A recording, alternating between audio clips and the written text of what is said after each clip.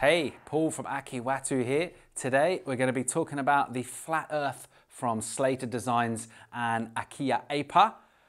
Don't forget to subscribe to our YouTube channel right here and get all the videos as they drop. Okay, Akiya Apa, shape out of Hawaii. It's been well known for all different sorts of boards, but particularly for twins, even quite a bit before their relatively recent kind of resurgence. He's been on the twin program. He's come up with something pretty special here, along with Slater Designs. Before, maybe you could get his boards if you're over in Hawaii or a few other places. But of course, with the distribution of Firewire and Slater, they're available for surfers all over the world. Okay, first thing to say about the flat earth. It is designed to be ridden as a twin. We got an option to put a little trailer fin, a center fin for a bit more stability if you want. The feedback that we're getting is most people surfing this as a twin. That's what it was designed for as well. It's a performance surfboard with a twin fin setup, so you're getting that loose, kind of electric, alive feeling of a twin, but it isn't a performance board. This is not a step down. It's not a board for mush, for small waves. It's a board when the waves are pretty good. It's a high performance board with a twin fin setup.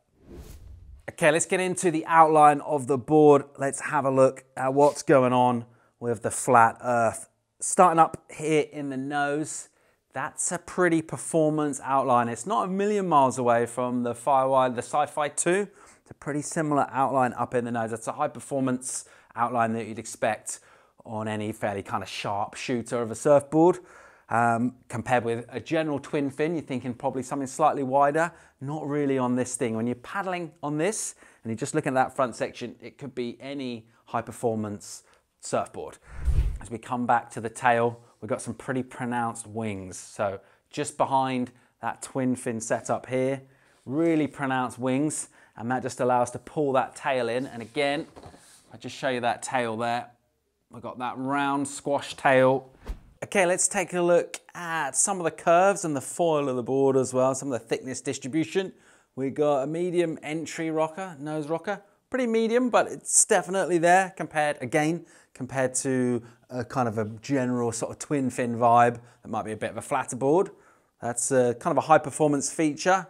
Definitely kind of pronounced that medium entry nose rocker. Again, out of the tail, bit of lift in there as well. That tail lift's going to help you with those tight turns in the pocket. Very much a feature of a high performance surfboard.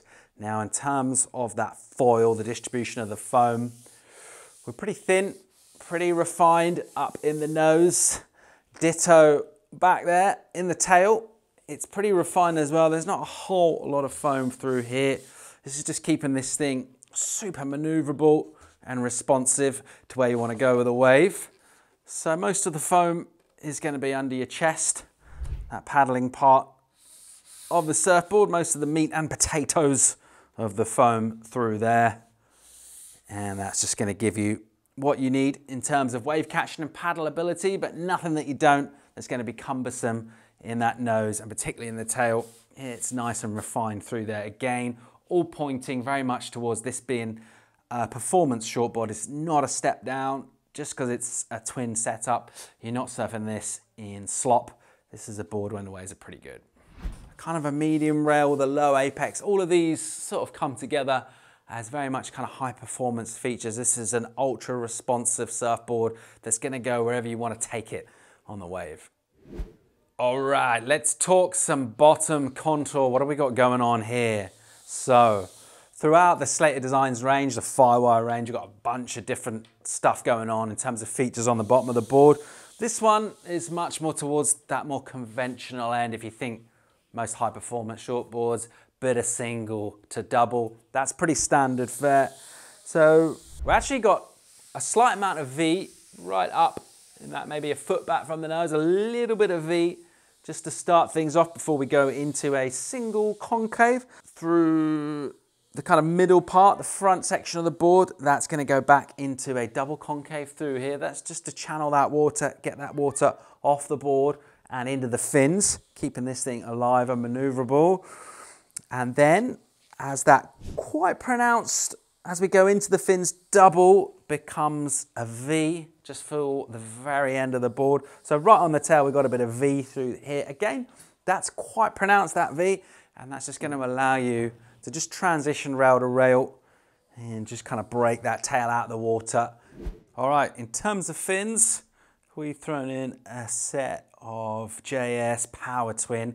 There is an Aquila Aper twin specifically for this as well from Future. You've got a bunch of choice of fins that you can throw in here, but just to give you an idea, we've put in the Power Twin, and this would be, I guess, what most people are surfing this as the twin fin. It's kind of what it was designed for. However, if you're really used to surfing on a thruster, or maybe the waves are a little bit suckier kind of down the line, and you do want that little bit of extra stability, familiarity, you can throw in a little trailer fin as well. But predominantly, people are really enjoying this setup as a twin fin.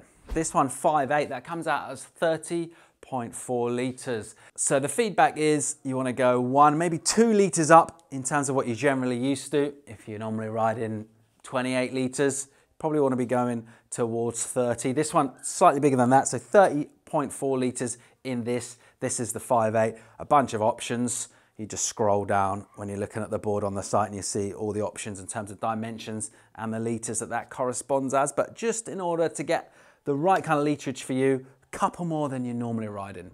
Okay, in terms of construction, we're looking at the LFT, that's the linear flex technology. Probably the construction that's closest to that PU feel, so you're kind of going for a little bit of best of both worlds. You got the lightness of epoxy, you got that real responsiveness in terms of the way that board floats and performs in the water.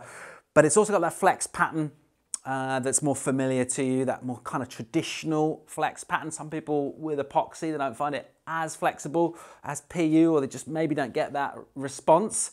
This is the best of both worlds. So this LFT technology is pretty similar to PU in terms of flex.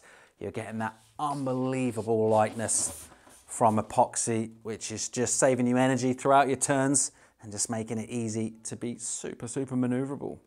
Okay, that's going to wrap things up for our review of the Flat Earth from Slater Designs and Aquila Aper. Thanks for tuning in. I hope you've enjoyed the review. Of course, this and all the other boards we're reviewing are all available on the Aki Watu site. Don't forget to subscribe down here and get all the videos as they drop. We'll see you next time.